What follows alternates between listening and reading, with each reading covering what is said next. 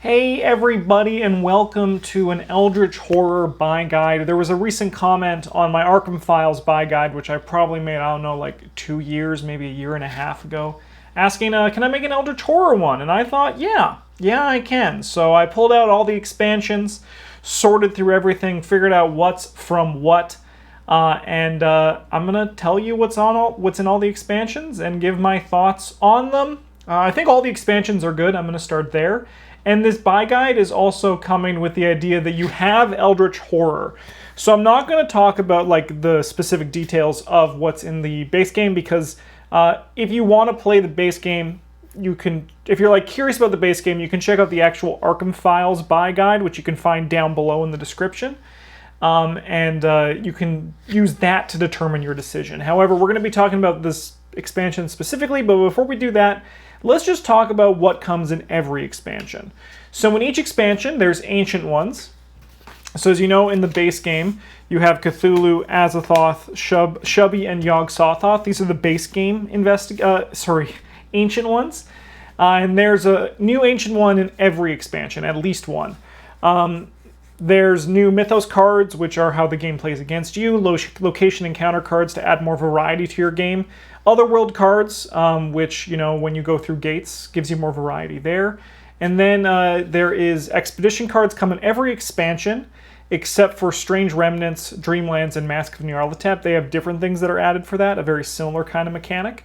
There's artifacts, assets, spells, and conditions in every expansion, as well as monster tokens, both regular and unique.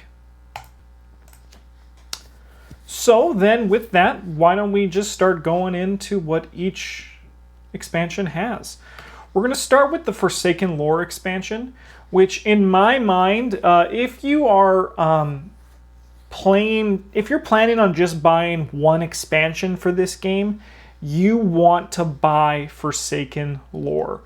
It gives you just so much more variety, which is like why we play these games. We play these games because you get different encounters on every location, and changing that up is great. So let me just talk about first how much variety this adds. Before we get to anything else, let's just look at our boy Azathoth, like the basic beginner ancient one. In the base game, he comes with 4 mysteries. So in order to win Eldritch Horror, you need to complete 3 mysteries. So right off the bat, you're going to see 75% of these each time.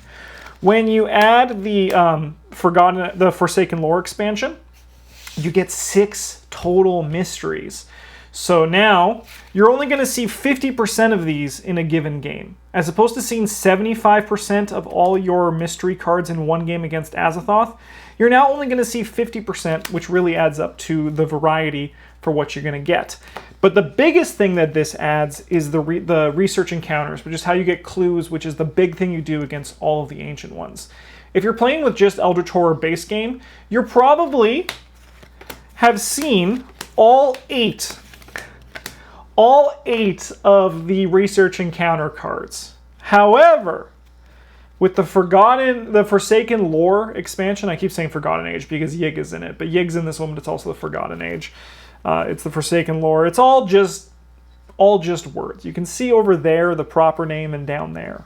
The Forsaken Lore expansion adds 24 new research encounters to all 4 of the base game ancient ones.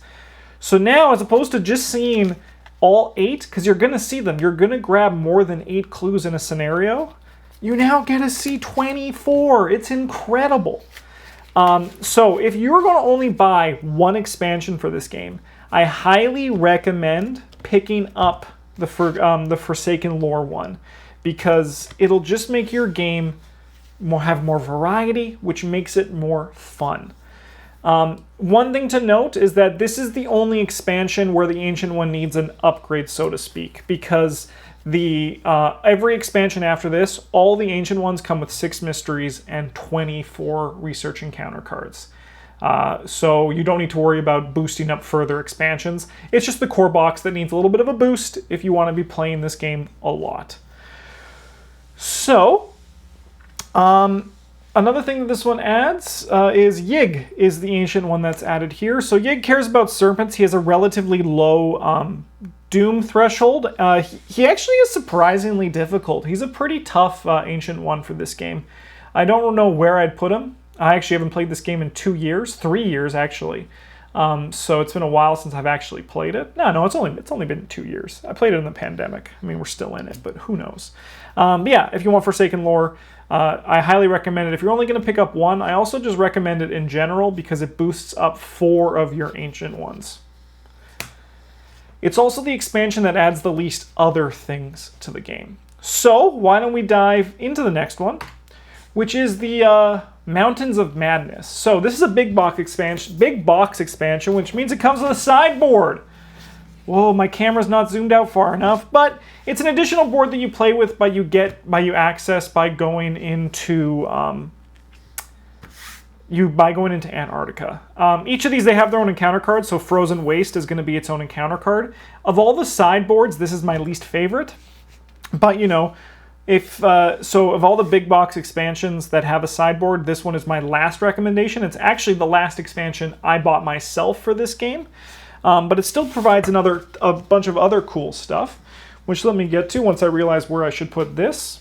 So, it comes with 8 new investigators. Forsaken lore didn't, but this one does. So we have Agnes Baker, the waitress. She is a spellcaster, if you wanted to, know what she does. Daisy Walker, the librarian. She also focuses on spells. We got Finn Edwards, the bootlegger. He cares about moving. He can move around the board really well. We got George Barnaby, the lawyer. He is very good at buying things and influencing stuff. He also has a pretty good will. Patrice Hathaway, the violinist. She is kind of just you can spend clues in one focus to improve a skill of your choice. We're going to get to what clues are in a bit. Sorry, what focus is in a bit. Wilson Richards, the handyman. Ursula Downs, the explorer. And Tommy Muldoon, the rookie cop. Those are the 8 investigators you get in this expansion. What do you get for Ancient Ones? Well, great question. Luckily, I have them right here and I can answer it for you. We have Ithaqua and Rise of the Elder Things. Rise of the Elder Things is one of the easier ones of the Ancient Ones. And Ithaqua, I would say, is like lower mid difficulty. So in terms if you want to buy a box that you'll probably able to get more wins out of, this one's not too bad. It's the first expansion that comes with unique assets as well. Unique assets are awesome things that increase the replayability and also give the players more power. Unlike assets, which are single-sided, all unique assets are double-sided. And each mysterious idol, for example, is going to have a different backside, and they all have different things that determine how you flip them.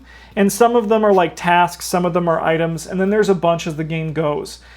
So any expansion that comes with unique assets is going to boost the quality of your game. So for that even, I recommend them just for the unique assets. It really does make the game better. The other thing that it adds is these things called focus tokens. So these allow players to re-roll dice when they are doing tests. They appear in some of the other boxes, and they also can actually be proxied pretty easily because they just are like, you just need a token to represent them, and only a player can have up to 2, I believe. But they're very good at boosting the player control and player agency over the game, so that's a nice thing about this expansion. Another thing it adds are these things called prelude cards, which are these things. Look at the backside. Whoa, that's the cover of the game. Oh my god. But these add additional setup instructions. They're drawn during setup. You draw a random one each time. You can choose, or you could just not play with them. And what they do is they add different stipulations for the game, different setup things, and they kind of just change the game up from game to game. Some of them, like this Doomsayer from Antarctica, add these things called story cards, which are just like little side quests that if you complete them, they go in like waves 1, 2, 3, and then you get little bonuses as you complete them. So they're just like little side quests that are added to the board. So that is the Mountains of Madness expansion. Let's move on to the next one here, which is Strange Remnants. This is another small box expansion. It comes with 24 unique assets, which, as I said before, is always nice. It also comes with focus tokens, which is really nice for a small box expansion. If small boxes, they're just like less money, so they're easy to pick up. So the nice thing about Strange Remnants is that you can buy that instead of Mountains of Madness if you really want to play with the aforementioned focus tokens. This one does add 4 new investigators, who we have here as Tony Morgan, the bounty hunter, Zoe Samaras, the chef, Skids O'Toole, the ex-con, and Marie Lambeau, the entertainer.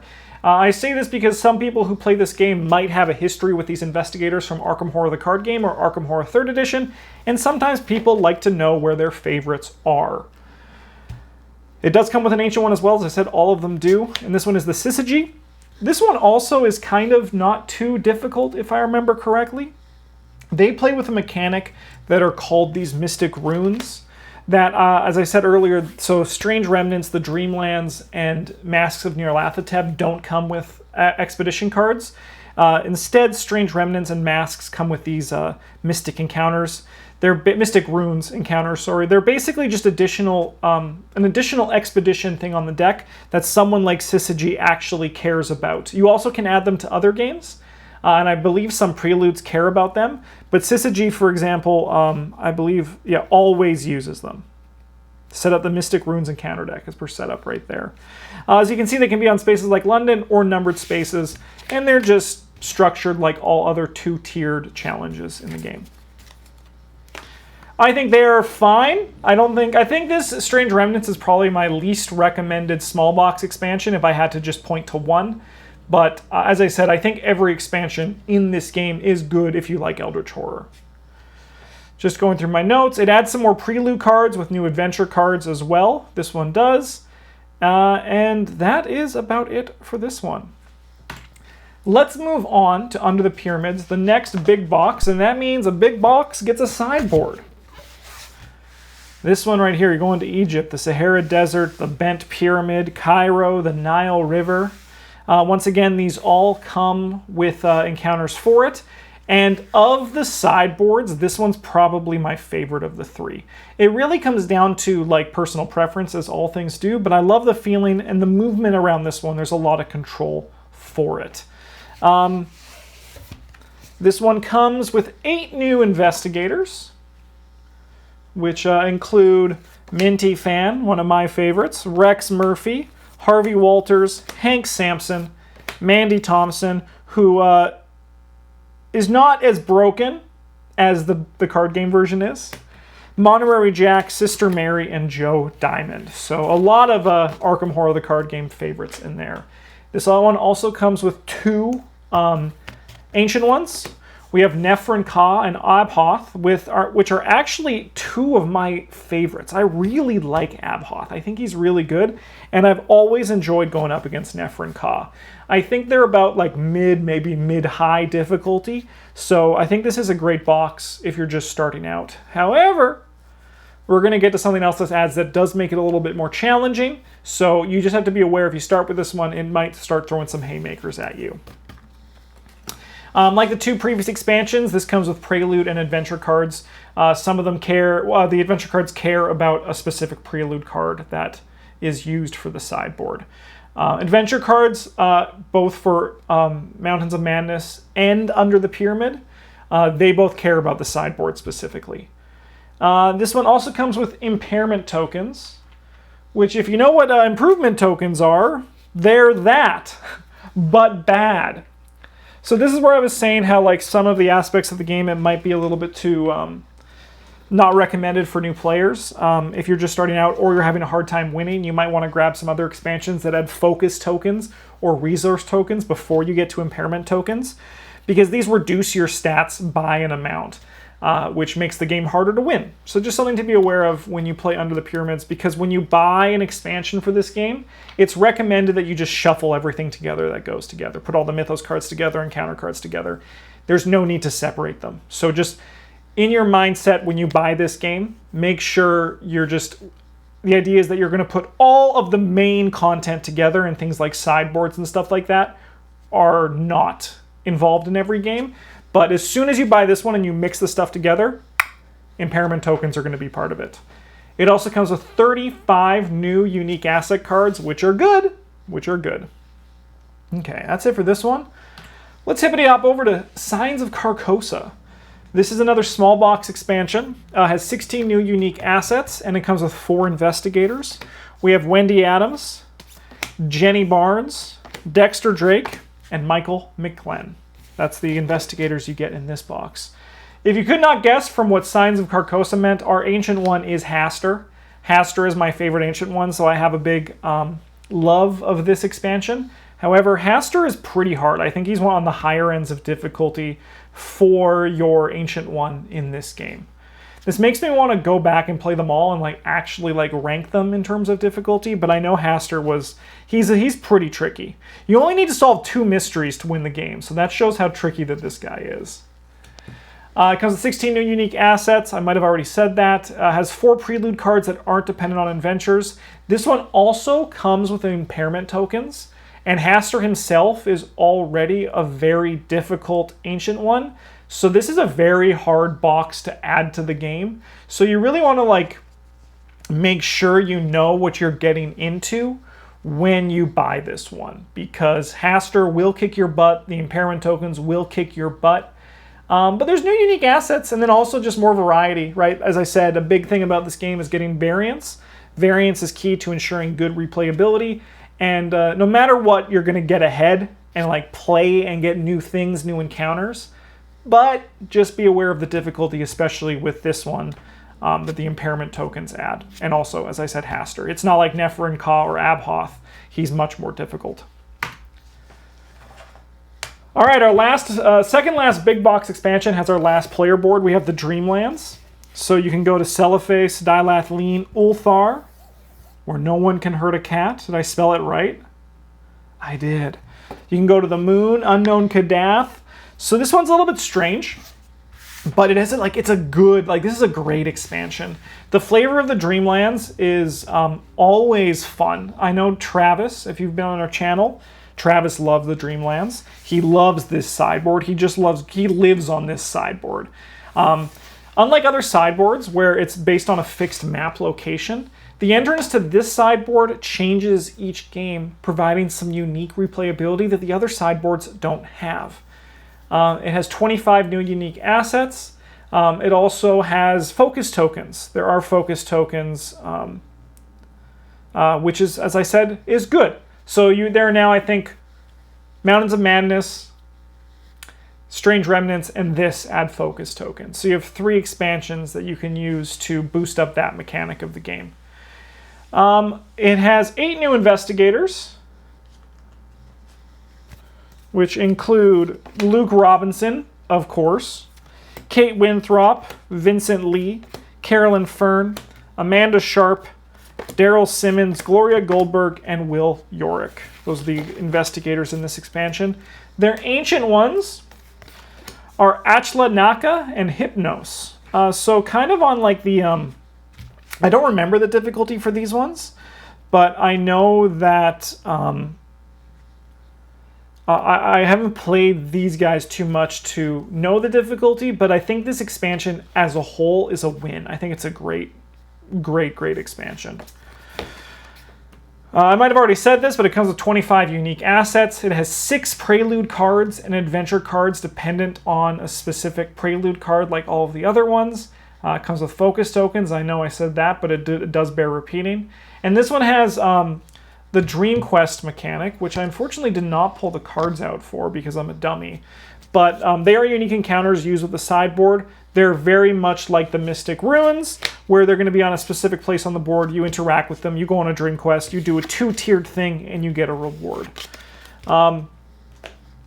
Yeah, I highly recommend this one. If you're going to pick up one big box expansion, even though Under the Pyramids is my personal favorite, I think the Dreamlands is the one I'd recommend if you can only pick up one big box expansion. It has focus tokens, it has a great player board, it has unique assets, it has a bunch of great investigators. It's just good. So this would be the one. If you had to only pick up one, Hypnos is also a fun Ancient One. I remember Ashlanaka being a good challenging one. It's just a win. I think this one would be my recommend if you can only pick up one big box expansion.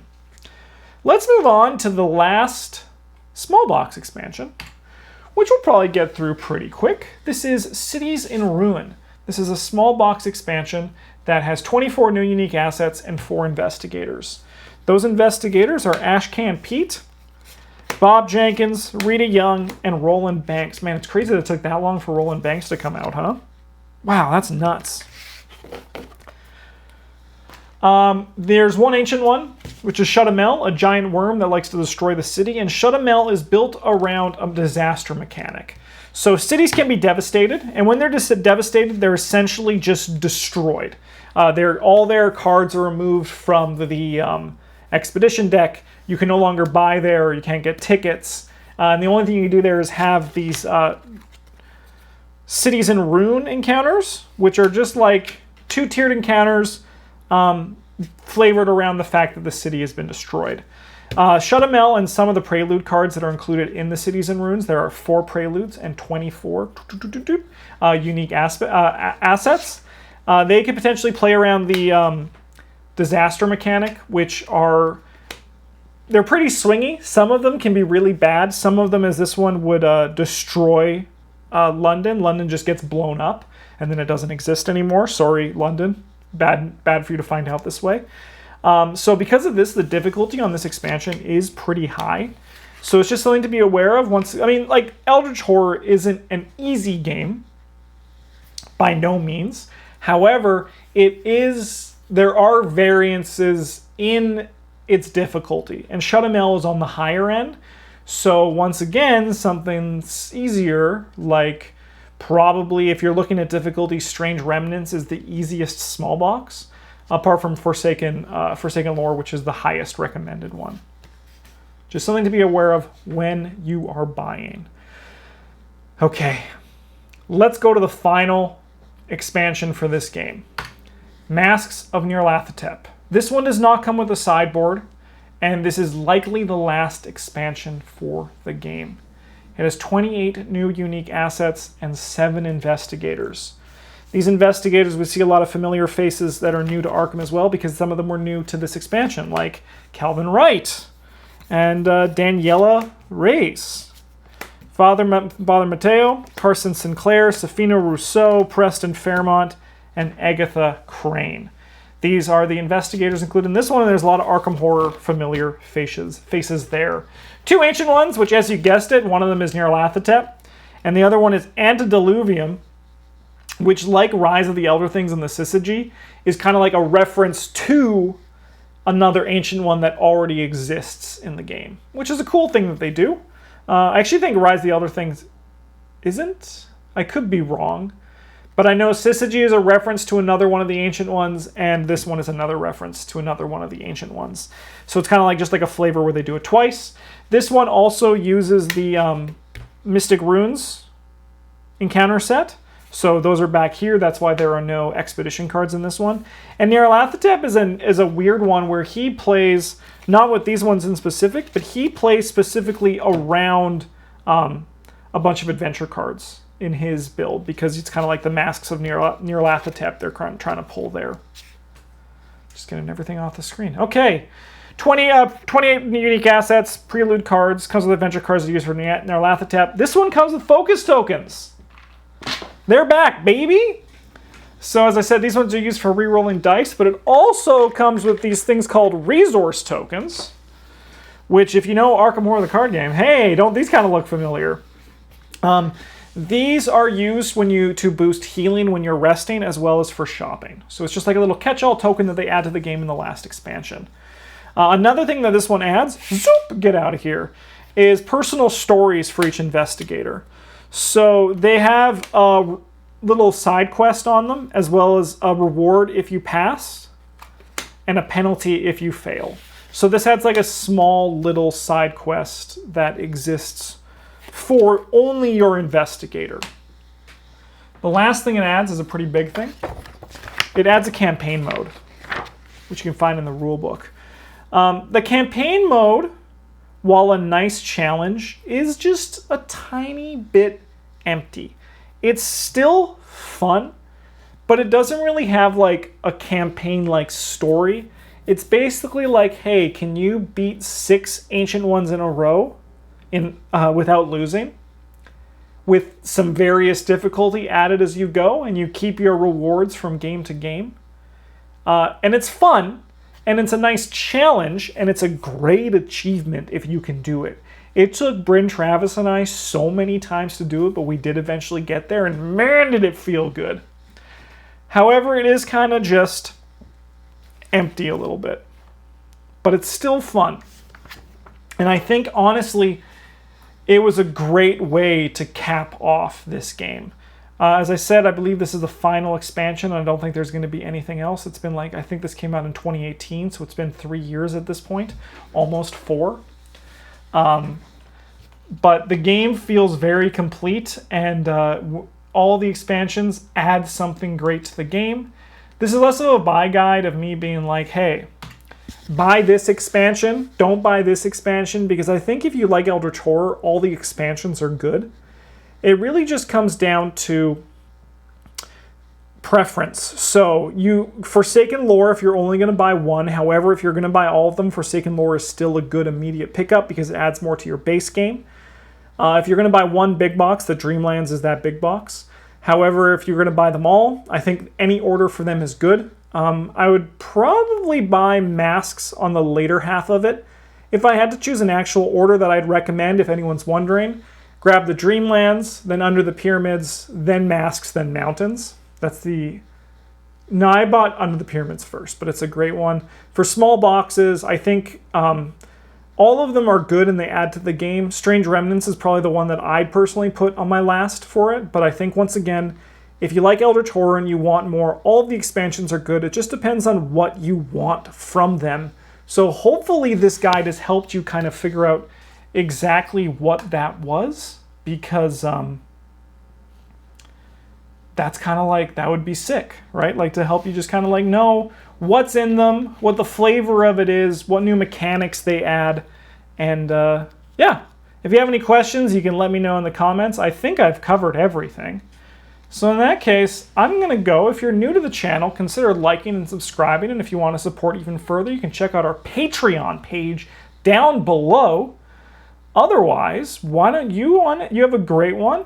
We love you. And as always, GG's.